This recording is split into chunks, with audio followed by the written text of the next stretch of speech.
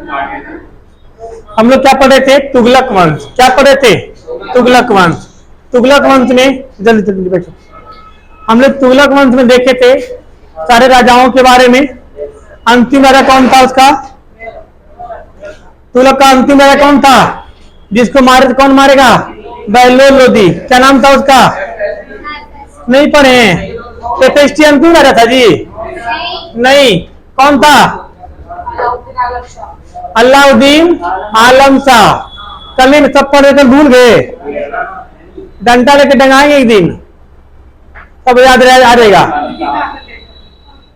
अलाउद्दीन आलम शाह। तो सब किसकी हत्या कौन करता है? बहलोल लोदी। कौन करेगा? बहलोल लोदी। और किसके स्थापना हो जाएगा? लोदी वंश की। तो आज हमें किसकी पढ़ना है? लोदी वंश का। एक बात थोड़ा था, दिल्ली सल्तनत की हम चर्चा करते हैं। दिल्ली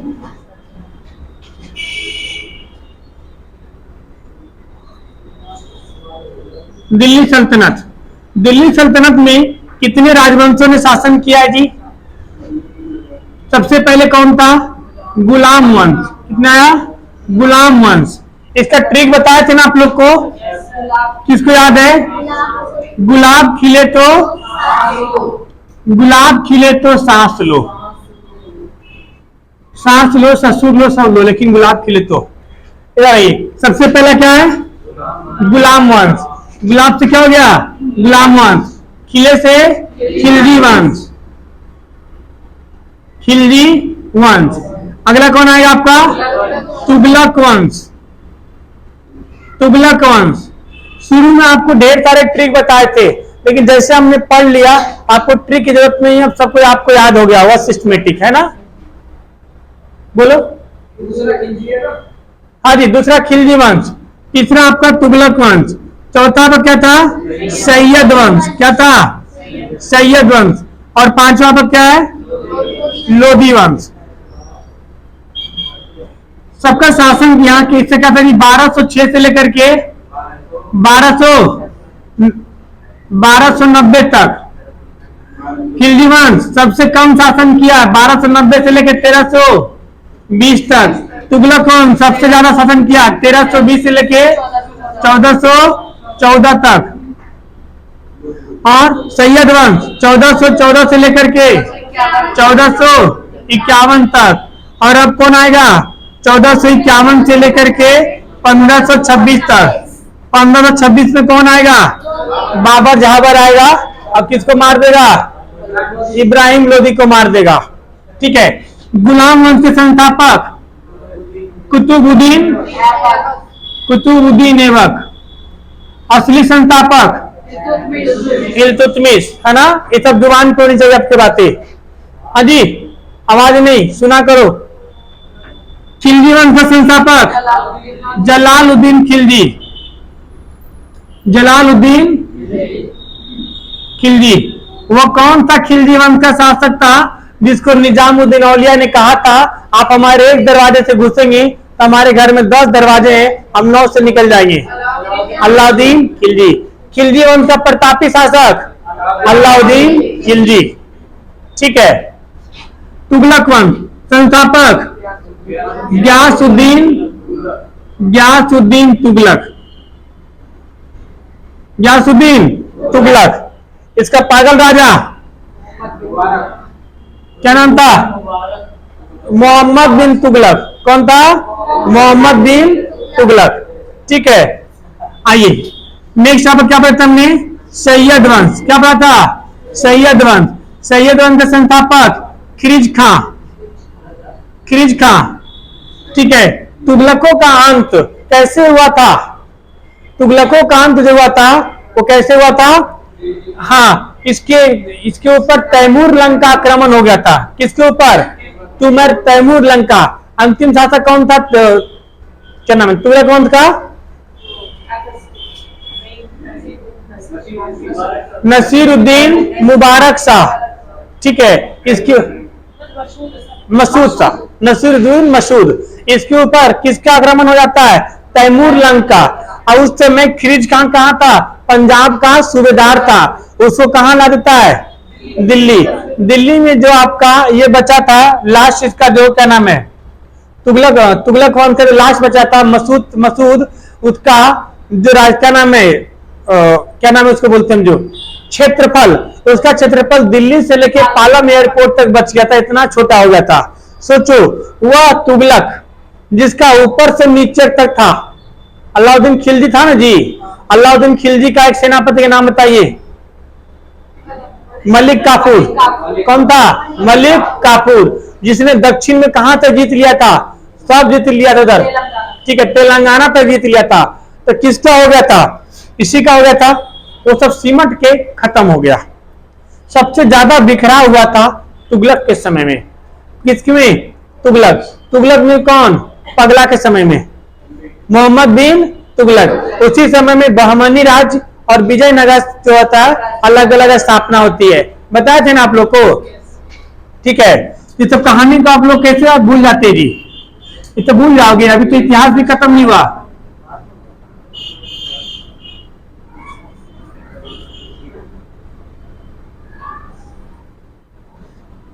देखो ये आपका दिल्ली था, इधर ये इधर आपका क्या होता, ये आपका बहमनी साम्राज्य, ये था आपका विजयनगर। ये दोनों टूट के अलग हो गया, तो दक्षिण भारत तो अलग ही हो गया, ठीक है। बाकी जो बचा उसका जो मसूद था उसने ससूद कर दिया। सबका नाम है खिरीज खां। अब खिरीज खां के अंतिम शासक का नाम क्या था, खिरीज खां में आपको क्या बोलते हैं, सैयद वंश में 3 शासक का नाम बताया था आपको, अब तीनों कोई काम का नहीं आया। अंतिम कौन था, अलाउद्दीन आलम शाह। आलम शाह को कौन हत्या करेगा, बहलोल लोदी। कौन करेगा, बहलोल लोदी। और फिर किसके स्थापना होगी, लोदी वंश की। तो हम किसके बारे में पढ़ेंगे, लोदी वंश। दिल्ली सल्तनत तो गिन दिए उंगली पे, ठीक है, यहां तक कोई दिक्कत हुआ जी, नहीं हुआ। अब आगे पढ़ते हैं बहलोल लोदी के बारे में। बहलोल लोदी, इसमें सबसे महान शासक का नाम आएगा, कौन आएगा, सिकंदर लोदी। कौन आएगा, सिकंदर लोदी। और सबसे बकलोल कौन आएगा इसमें, नहीं ऐसे नहीं बोलते, ठीक है। अभी सेक्टर 39 थाना वाले आए थे, जहां वीडियो में देख लेंगे, और उनको मैंने वीडियो शेयर किया हूं हिस्ट्री का, हाँ। तो वो आए थाना वाले, तो मैंने कहा लो आए तो कुछ लेके जाओ, खाली हाथ नहीं जाते हैं, हमारा वीडियो लेके जाओ, पढ़ो बैठ के आए थाना में। आइए मिटा दो, उठा के ले जाएंगे।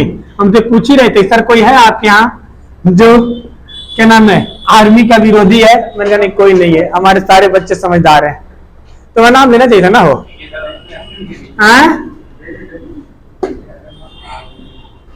वो बेचारा कांस्टेबल खुद ही रोने लग गया था मेरे सामने। सर क्या करें, आइए आओ देखेंगे तो इधर सुनिए। अब क्या पढ़ेंगे, लोदी वंश। लोदी वंश, लोदी वंश के संस्थापक पहला शासक कौन थे, बहलोल लोदी। कौन था, बहलोल लोदी। बहलोल लोदी जो था वो अच्छा आदमी था, ठीक है।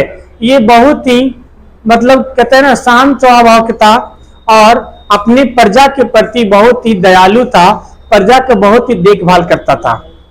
बहलोल लोदी अपने दरबारियों की बहुत ही इज्जत करता था, अपने दरबारी की बहुत ही, जब वो दरबार में आता था तो सारे दरबारी जब खड़ा हो जाते थे तो आप देखते होंगे राजा महाराजा लोग पहले वो बैठ जाता है, फिर बैठने के लिए कहता है तो दरबारी लोग बैठते हैं।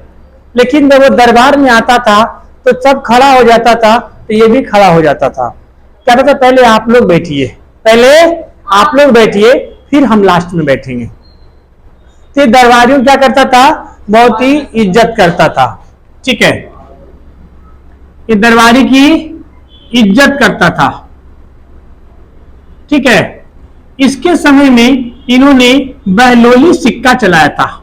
क्या चलाया था, बहलोली सिक्का चलाया था। ये सिक्का इसका बहुत दिन तक चला, क्योंकि लोदी वंश में पूरा चलेगा 1526 तक।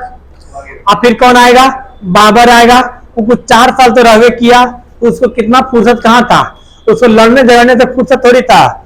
आया भी लड़ते हुए और मरा भी लड़ते हुए, मतलब मरा भी मतलब वैसे ही, ठीक है। 4 साल में मरिए गया। फिर इसके बाद कौन आया, हुमायूं आएगा। उसको तो बेचारे को भागने से फुर्सत नहीं मिला। हुमायूं के बारे में लेनपुन ने कहा, इतिहासकार लेनपुन ने कहा है कि हुमायूं जीवन भर लड़खड़ाता रहा और लड़खड़ाते हुए अपनी जान दे दिया। लड़खड़ाते हुए जान देना समझते हैं, मरा भी सजा तो सीढ़ी पर से गिर के। तो बड़का वो पुस्तकालय बनाया था और अपने आप को बड़का नवाब समझता था और किताब पढ़ रहा था कर करके और सीढ़ी पर उतर रहा था। अब पैर फिसल गया, सीधा सीढ़ी था, नीचे आया, सब देखा रहा, सब डायरेक्ट नीचे आ गए। कहा हिलाया, चित किया तो चित हो गए राजा जी, लंबा हो गए, ठीक है। उसके बाद कौन आएगा, अकबर। अकबर का शासन व्यवस्था, अकबर ने बहुत सारे काम किए थे। अकबर बहुत दिन तक रहते हुए 1505 तक रहते, 1605 तक रहते हैं, ठीक है। अकबर की मृत्यु कैसे होता है, डायरिया से। तो उसके आगे चर्चा हम करेंगे, लंबी लंबी कहानियां उधर, अभी हम चर्चा करते हैं। बहलोली सिक्का लगभग अकबर के काल तक रहा था। कब रहा था, अकबर, क्योंकि जब अकबर आता है तो सिक्का की पत्ती को बदलता है, तब तक किसकी सिक्का चलता है, बहलोली सिक्का चलता है, ठीक है। इसने बहलोल लोदी ने जौनपुर पर आक्रमण किया था, जौनपुर पर आक्रमण किया था। कोई बताएगा कि जौनपुर शहर को किसने बसाया था, गुड, बहुत बढ़िया। किसने बताया था, फिरोज शाह तुगलक ने। देखो फिरोज शाह तुगलक ने कितने शहर बताए थे, 300। मोदी जी ने केस में कितने स्मार्ट सिटी बनाए, 100। अब फिरोज शाह तुगलक बताओ, आज के 1000 साल पहले 300 स्मार्ट सिटी बना के चला गया, 800 साल पहले, ठीक है। और 300 जितना भी शहर है आगरा को छोड़ के मैक्सिमम सब किसने मार देना, FST, किसने मार देना, आगरा को किसने बताएगा, अभी आगे आएगा सिकंदर लोदी, ठीक है। नोट दो कोई पढ़ के आई है, आप लोग भी पढ़ के आए करो नोट्स में, तो थोड़ा सा ये होता है ना कि बात को आगे से पता रहता तो समझने में और अच्छा लगता है। इसने जौनपुर पर आक्रमण किया था। देखो जौनपुर शहर जो बताया था फिरोज शाह तुगलक ने, वो किसकी याद में बताया था जी, फिरोज शाह तुगलक ने जौना खान, इसके जो चाचा का नाम था, क्या नाम था, जौना खान, मोहम्मद बिन तुगलक। तो मोहम्मद बिन तुगलक के याद में बताया था कि चलो भाई जौना खान के याद में जौनपुर शहर, ठीक है, याद रहेगा। तो जौनपुर शहर को इसने बताया था। आक्रमण किसने किया, बहलोल लोदी ने।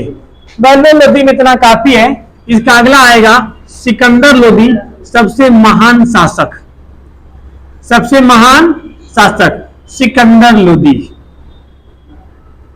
सिकंदर लोदी ने 1504 ईस्वी में आगरा की स्थापना किया।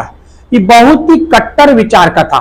कैसा था जी, कट्टर विचार का था। मतलब कट्टर समझते हैं, कट नहीं मतलब उससे खिलाफ दे जाएगा उसको काट देंगे, अशोक की तरह, एकदम कट्टर विचारधारा का था। इसने 1504 ईस्वी में, 1504 ईस्वी में किसकी शहर, किसको बताया था, आगरा की स्थापना किया था, आगरा शहर को बसाया था 1504 ईस्वी में, ठीक है। इसने आगरा, आगरा शहर की स्थापना किया था। इसने एक पत्रिका लिखा था, उसका नाम था गुलमुखी, क्या था, गुलरुखी। इसने गुलरुखी, गुलरुखी पत्रिका लिखा था। सवाल पूछा गया जी, याद रखिएगा ना, गुलरुखी पत्रिका का किसने लिखा था, तो क्या टिक मारोगे, सिकंदर लोदी, ठीक है। इसने कुछ अच्छे भी काम किए थे तो कुछ खराब काम भी किए थे। इसने महिलाओं को मजार पर जाने के लिए रोक लगा दिया था। मजार समझते हैं, मजार उसको बोलते हैं जी, जैसे कोई जैसे क्या नाम है, वो ऊंचा टाइप नहीं बनाते, मुस्लिम भी बनाते, जहां पे जाकर दुआ मांगते हैं, उसको मजार बोलते हैं, ठीक है। ये धर्म का मामला है भैया, क्या कर, और मुस्लिम धर्म का, तो मजार मतलब जहां पे लोग जाकर के, हम लोग कैसे मंदिर जाते हैं, ठीक है, वैसे वो लोग मजार पे जाते हैं वो लोग, ठीक है। तो मजार पे जाने के लिए मुस्लिम महिलाओं क्या कर दिया, रोक लगा दिया।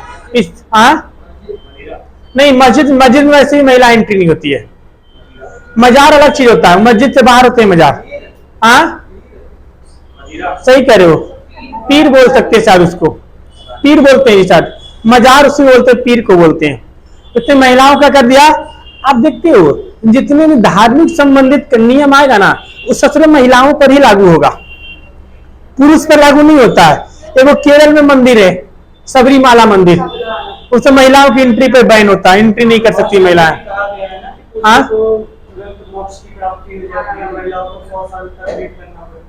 इसमें जैन धर्म में कहा गया है, जैन धर्म ने कहा कि महिलाओं को मोक्ष ही नहीं मिलेगा।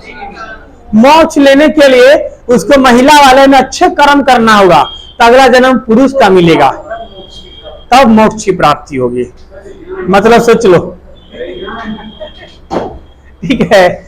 इसीलिए जैन धर्म नहीं चल पाया भाई, सबको मिला जुला के ले चलोगे ना, ठीक है। अब जितना पुरुष उतना महिला भी है।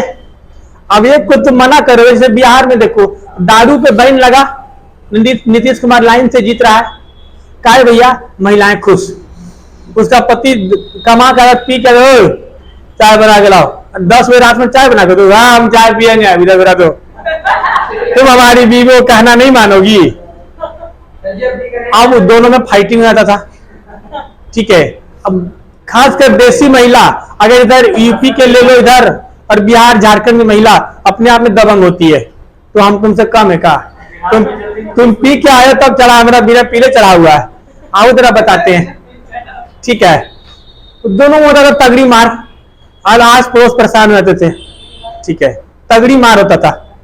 वो दौड़ती थी मुंगरी लेकर के, तो वो दौड़ता था चप्पल लेके, अल्ले दिया धो दिए दूसरे को। हाँ, पढ़ाई पे ध्यान दो तुम लोग, सब बदतमीज हो। तुम लोग बता रहे हैं कुछ, तो हमारे ऊपर शक करते हो। इधर इधर आओ, इसने क्या क्या दी, आओ। इसने फीमेल को यानी महिलाओं को मजार पे जाने के लिए क्या कर दिया, मजार पर जाने के लिए क्या लगा दिया, रोक लगा दिया। कहा महिलाएं लोग मजार पे नहीं जा सकती है, ठीक है। उसके बाद अभी बता दिया वो जो भी है भैया, धर्म का मामला है, मजार पे जाने की रोक लगा दिया। बस आप इंटरनेट पे सर्च कर लिए मजार क्या होता है। किसी के धर्म के नाम पे उल्टा पुल्टा नहीं बोलना चाहिए, हमें नहीं पता मजार क्या होता है। अब सर्च कर लीजिए, आप सर्च कर लो, फोन है ना आपके पास, कर लेना सर्च। हम बैठ के गूगल करें 1 घंटा। इतना समझदारी सरकारी नौकरी के लिए आए हैं। मजार होता होगा भाई, कुछ पीर जहां मन्नत से कुछ मांगने जाती होगी, अच्छा जगह होता होगा, इसने रोक लगा दिया। अब कुछ होता होगा, ठीक है, छोड़ो ना। इसने तजिया पे बैन लगा दिया। तजिया पूछो, बताते हैं क्या होता है, ठीक है। तजिया होता है, वो देखोगे ऐसे बना रहेगा, हाँ, महापुरुष की कब्र, उसे मजार बोलते हैं। दरगाह, हाँ, दरगाह मतलब जैसे समझ, जैसे क्या नाम है, यहाँ पे एक दरगाह है 33 में, नहीं 39 में, पीर इधर भी है, क्या नाम है 37 में, गोल्फ कोर्स मेट्रो का आगे है ना जी। इधर आइए आप, ये क्या नाम है, इसने तजिया पर रोक लगा दे। किस पे जी, इसने तजिया पर रोक लगा दे। तजिया समझते हो, तजिया इन लोग के मुहर्रम के ऊपर, जब मुहर्रम आती है इन लोग की, तो मुहर्रम इन लोग अपना एक बना के निकालते हैं, ऐसा रहेगा, इसमें से झालर मोती से लटका रहेगा, हाँ, इसे झांकी निकालते हैं लोग। इसको लोग पकड़े रहते हैं रस्सी से बांध के, अच्छे से करके, ऊंचा ऊंचा होता है, और उसको बहुत सारे 8-10 गांव के मिल करके एक जगह मिलन होता है। और मिलन में होता है, और मिलन में फैसला होता है किसका जीत किसकी हार। कभी कभी जीत हार में ससुरे मार कर लेते हैं, हमारा टॉप है बता, हमारा टॉप है बता, हमारा टॉप है, अपने में मार कर लेता है वो लोग, ठीक है। हमारे गांव में पहले होती थी, अभी भी होती है, अब तजिया कम बनता है। पहले 30-30, 40-40 तजिया आता था, और तजिया बहुत ऊंचा ऊंचा, बहुत पैसे लगते हैं बनाने में, ठीक है, और उसको मिलान करेगा, ठीक है। हमारे गांव में तो तजिया बनाने में मुस्लिम से कम हिंदू रहते थे, और वो लोग तजा घुमाते थे, मजा आता, मतलब अच्छा लगता है ऐसा फेस्टिवल, और दिखने में खूबसूरत लगता है। इसने किस पे रोक लगा दिया था? इसने तजिया पर रोक लगा दिया था। किस पे? तजिया पर। इसने लंबाई नापने के लिए एक फीता चलाया था, उसका नाम क्या था? सिकंदरी गज। सिकंदरी गज बोलो ना, सिकंदरी गजे। इसने एक चलाया था सिकंदरी गजे। सिकंदरी गज समझते हैं? गज समझते हैं ना जी? उसमें उसने चला दिया सिकंदरी गज, रख दिया नाम। जो राजा पहले चलाता था वो अपने नाम से रख देता था। जैसे इन्होंने बहलोल लोधी ने सिक्का चलाया तो बहलोली सिक्का हो गया। ठीक है, इसने लंबाई नापने के लिए क्या चला दिया? एक सिकंदरी गज चला दिया। क्या चलाया? सिकंदरी गज चलाया। इसी जो सिकंदर लोधी था वो लोधी वंश का एक महान शासक था, एक अच्छा शासक था। ठीक है, इसके समय में बहुत ज्यादा विकास हुआ लोधी वंश का, क्योंकि लोधी वंश ने जितने भी ढंग से काम किया इसी ने किया। इसके बाद जो आएगा वो एक नंबर के बकलोल लोधी आएगा। ठीक है, उसका नाम क्या है? इब्राहिम लोधी। मिटा दो इसको, इब्राहिम लोधी मिटा दो, लिख लिया।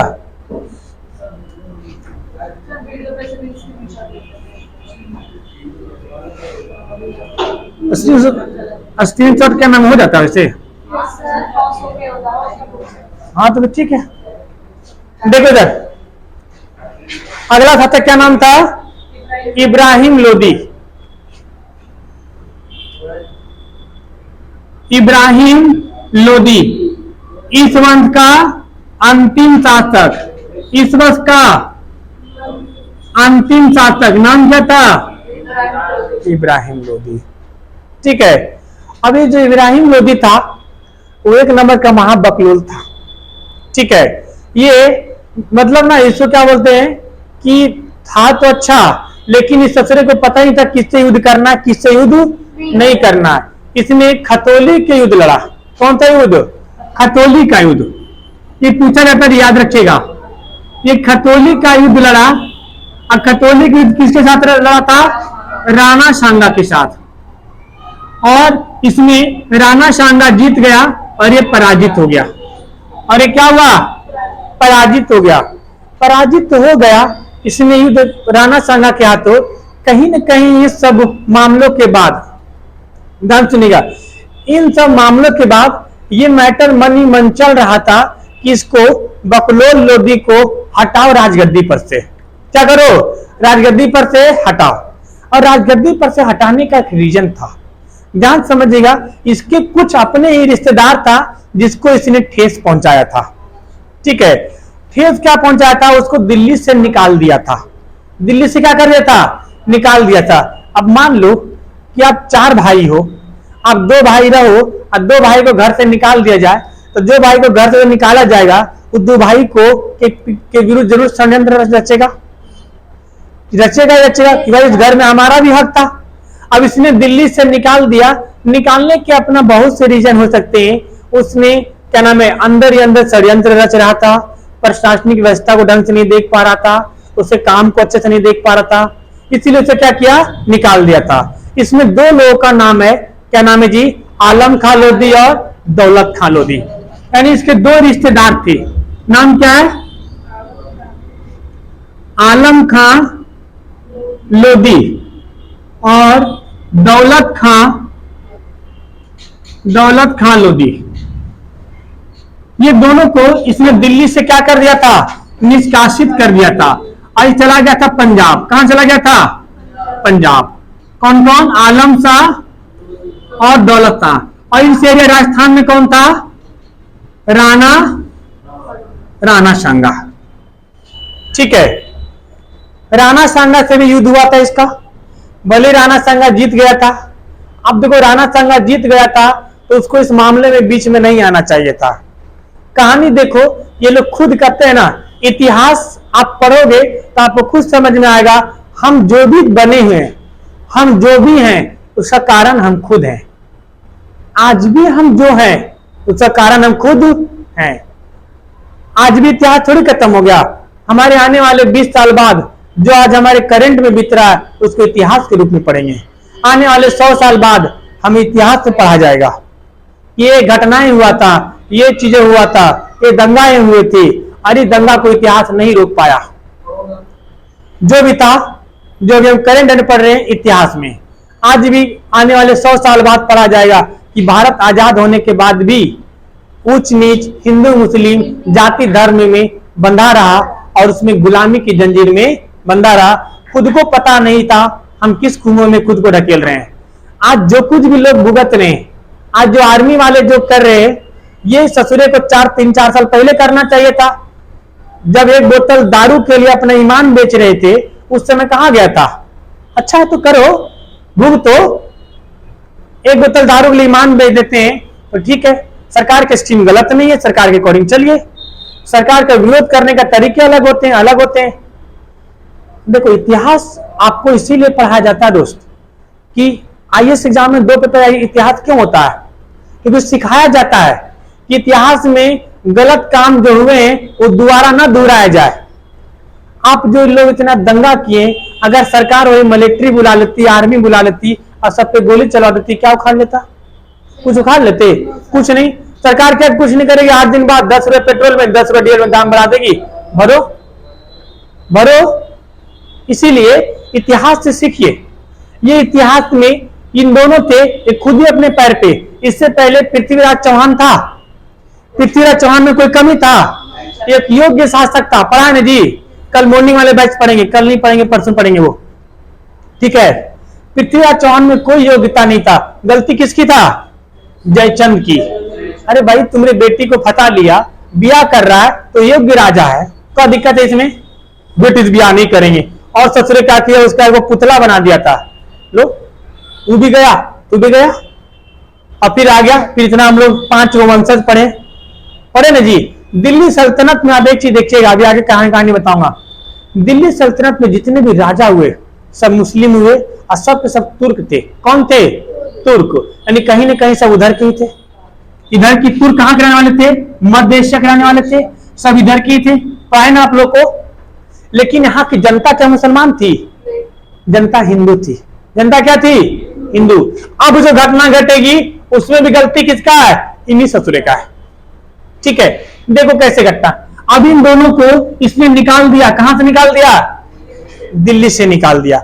जब दिल्ली से इसको निकाल दिया गया, जब दिल्ली से इसको निकाल दिया गया, तब इसने इसके खिलाफ षड्यंत्र रचने लगा। अब षड्यंत्र रचे तो कैसे? ये दोनों किससे मिला? राणा सांगा से। राणा सांगा ने कहा देखो हमने उसको एक बार पराजित कर दिए, दोबारा पराजित होगा कि नहीं होगा इसकी गारंटी नहीं है। इसको पराजित करना है तो कोई बड़े आदमी को बुलाना पड़ेगा, समझ रहे हो। अब बड़े आदमी को बुलाने के लिए चलो एक काम करते हैं, एक क्या नाम है, एक अफगानी है उसको बुलाते हैं। किसको बुलाते हैं? एक अफगानी को बुलाते हैं। अभी सिर्फ नाम सुनिए, क्योंकि पढ़ किसको रहे हैं हम? इब्राहिम लोदी। जब बाबर पढ़ेंगे तब बाबर का डिटेल बताएंगे, ठीक है। तो उसने किसको बुलाया? बाबर को। बाबर के पास इन दोनों स्वयं गया था। इन दोनों बाबर के पास स्वयं गया था कि ये काम करिए। किसके पास गया था? बाबर झाबर के पास। ये खुद बाबर झाबर जिसकी कोई क्या नाम है, काबुल कंधार में कोई इज्जत नहीं था इसका।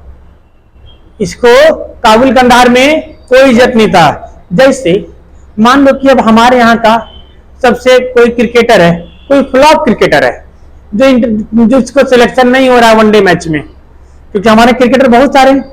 अगर वही क्रिकेटर कहीं दूसरा देश चला जाए, 10-12 क्रिकेटर, और देश के राजा से बोले नेपाल चल जाए, नेपाल में क्रिकेट नहीं होता है, वहां पे बोले कि काम करिए हम क्रिकेट की संघ की स्थापना करिए, तो वहां के लिए क्रिकेटर क्या हो जाएगा?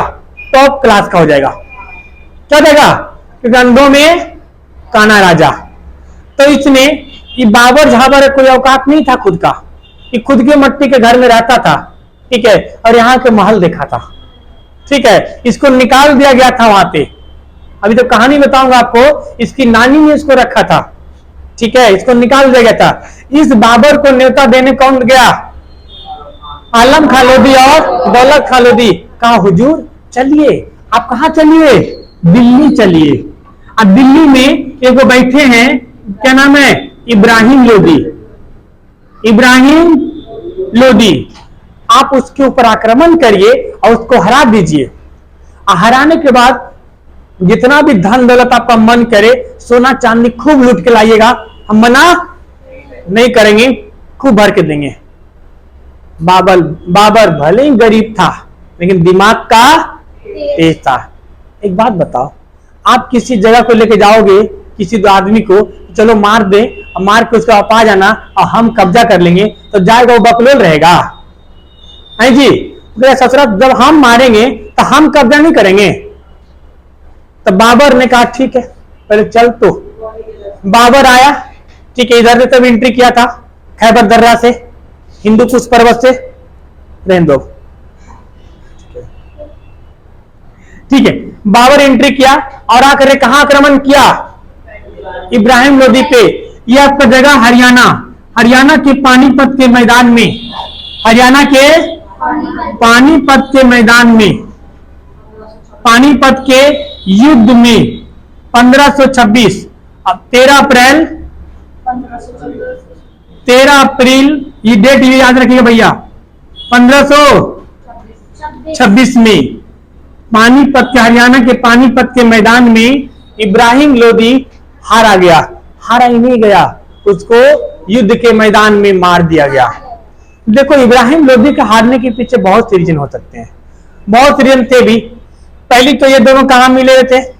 बाबर थे। इन दोनों को घर की पूरी बारी पता था, कहां की सेना कमजोर है, किस पे अटैकिंग करना है, किसको मारना है। कहावत है ना जी, घर की बेदी लंका ढाए। तो इन दोनों ने जितना भी इसका इब्राहिम लोदी की खुफिया था सब बता दिया। किसको? बाबर को बता दिया, और उसने हरा दिया, और उसने किसका हरा दिया? और हरा ही नहीं दिया, इब्राहिम लोदी मारा गया।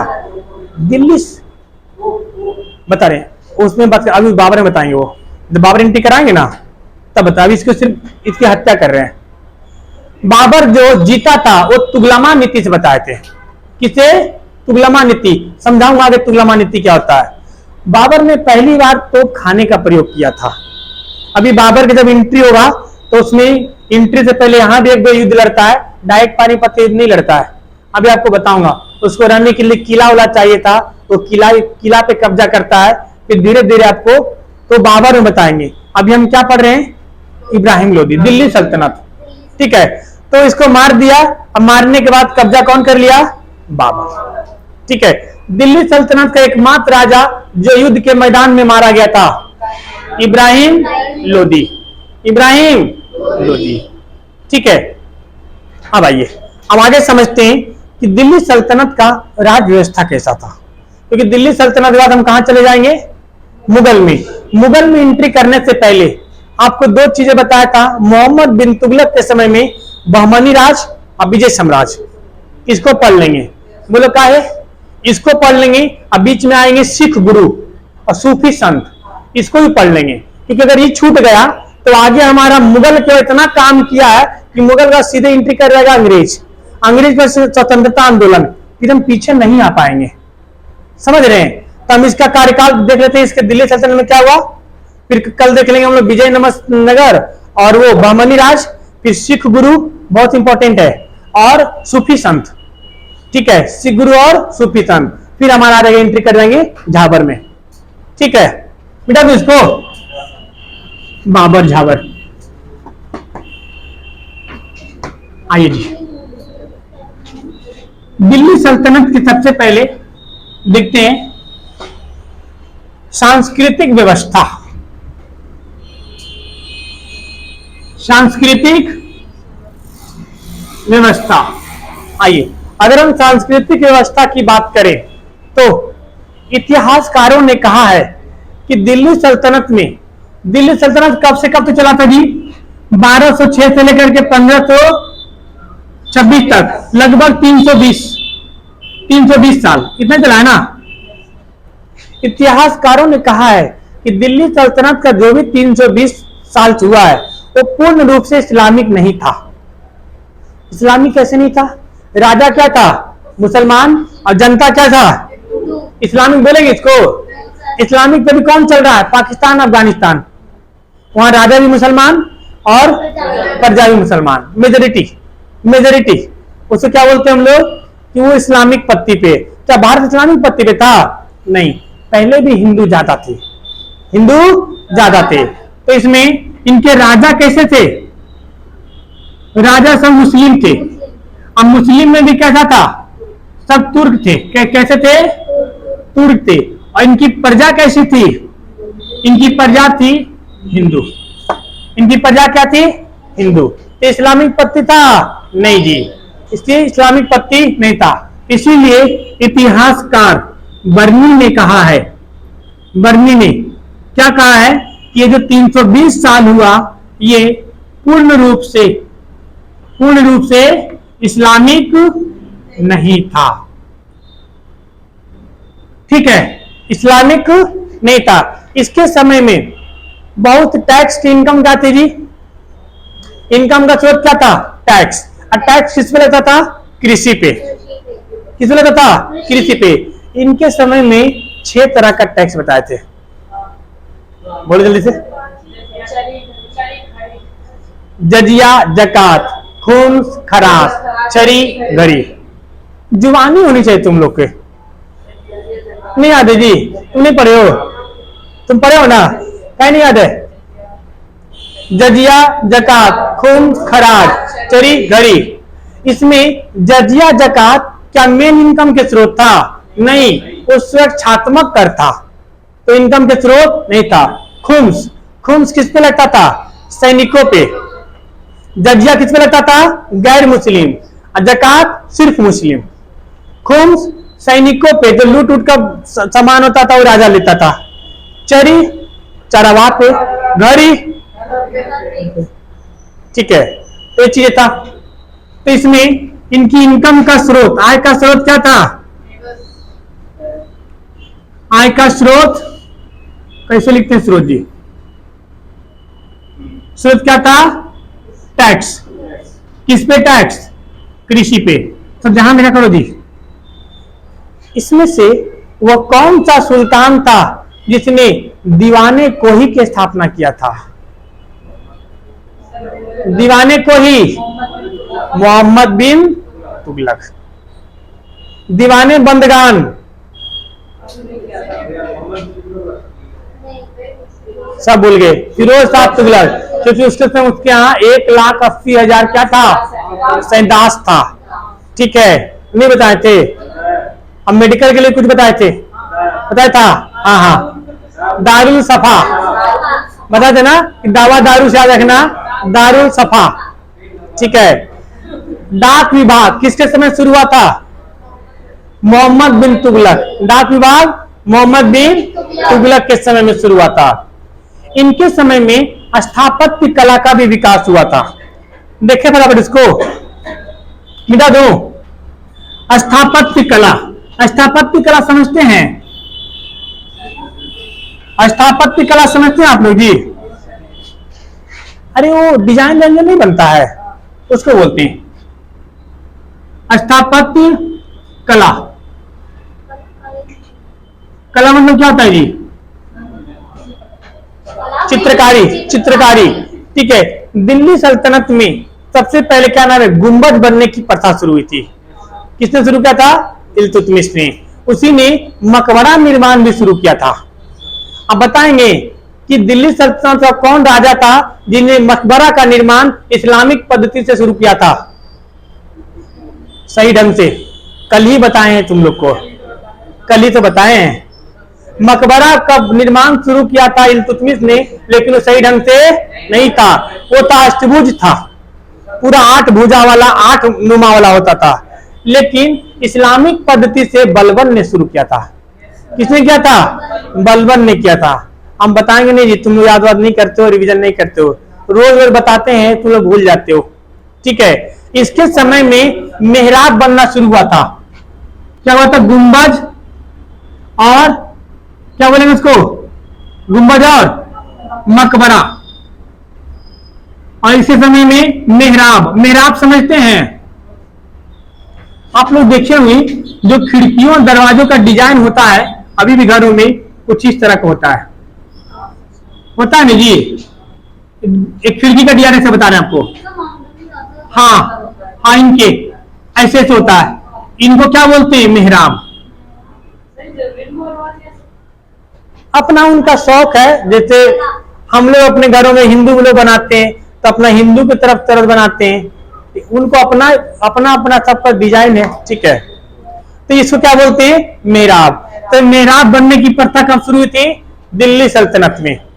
इनके समय में संगीत का विकास हुआ था। किसका? संगीत का।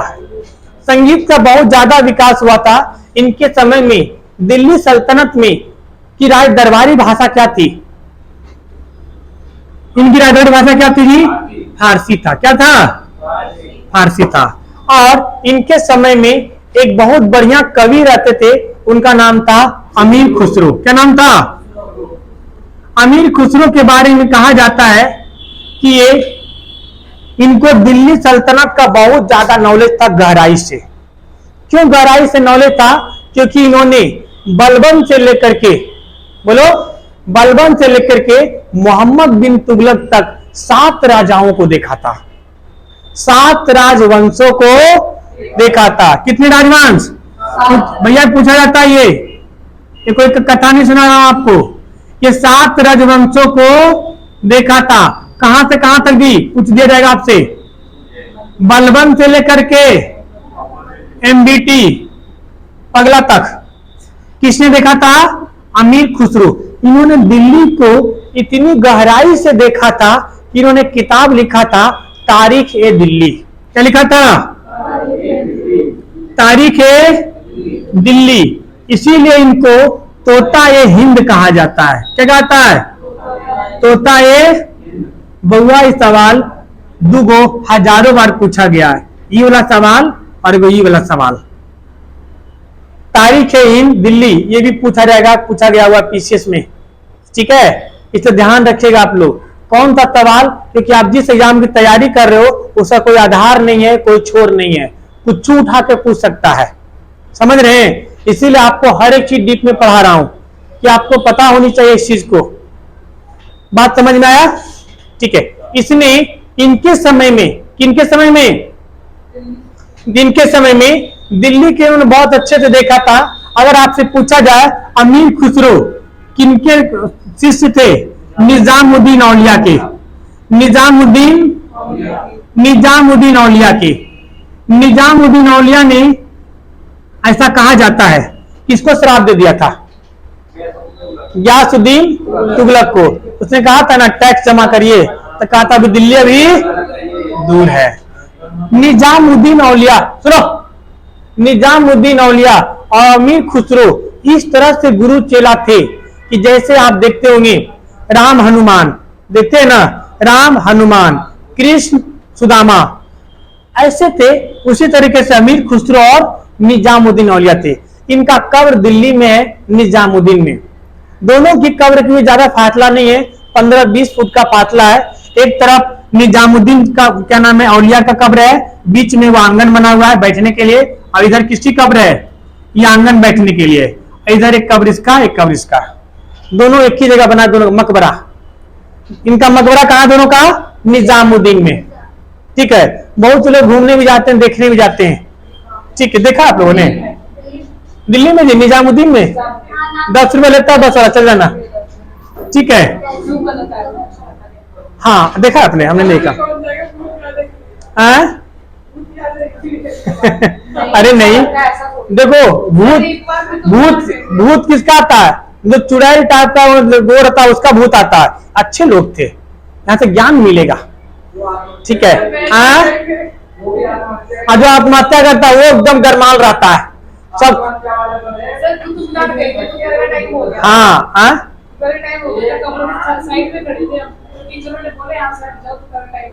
ऐसा कुछ नहीं है जी। आइए सुनोदार, अमीर खुसरो को ध्यान रखो, अमीर खुसरो को तबला और सितार का जनक कहा जाता है। ये सवाल बहुत बार पूछा गया बउआ। अमीर खुसरो से सवाल इतना पूछा जाता है कि आपके एग्जाम में मिल जाएगा।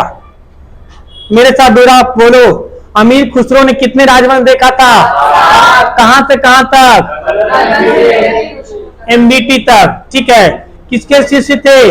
निजामुद्दीन और याकूत। इन्होंने कौन सा किताब लिखा था? तारीख दिल्ली। इसे क्या कहा जाता है? तोताए हिंद। किसका जनक माना जाता है? तबला और सितार का। तबला और सितार का। ठीक है, ये आपके दिन के क्या नाम है? अमीर खुसरो के बारे में कहा जाता है। ठीक है, ये थे आपके दिल्ली सल्तनत। अब हम लोग आगे शुरुआत करेंगे, कल पढ़ेंगे बहमनी साम्राज्य और विजयनगर साम्राज्य। आपके नोट्स भी इतना ही तक होंगे ना? हाँ, आपको नोट्स भी मिल जाएंगे। ठीक है।